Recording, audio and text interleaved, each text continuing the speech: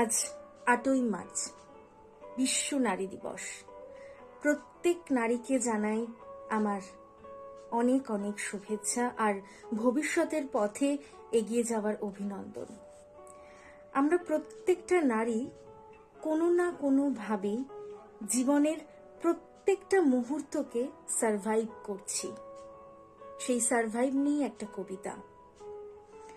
কবিতার নাম সারভাইভ।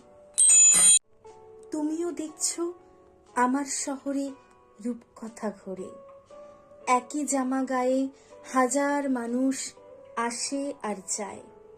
চিঠির ওপরে প্রায় মুছে যাওয়া শব্দের মতো জীবন আমাকে হঠাৎ হঠাৎ বন্ধু পাঠায়।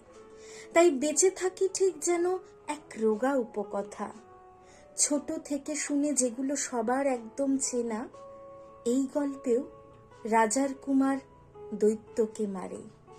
মার খেতে খেতে এখন আমার ব্যথাও লাগে না। আসলে আমি তো জীবন্ত নই, মৃত রাক্ষস। একদিন থেকে খুঁড়িয়ে খুঁড়িয়ে আরেকটা দিনে পৌঁছেই ভাবি জিনিসের দাম যেভাবে বাড়ছে, এইবার থেকে নিজেকেই খাবো সস্তা টিফিনে। ভাবতে ভাবতে রূপকথা ক্রমে একঘেয়ে লাগে। রাজা বুড়ো হয়, রাজকুমারেরও অফিস ঝামেলা। বেবি ফুড, তেল, নকুল দানাকে সামলাতে গিয়ে বলাও হয় না অনেক ভাগ্যে তোমাকে পেলাম।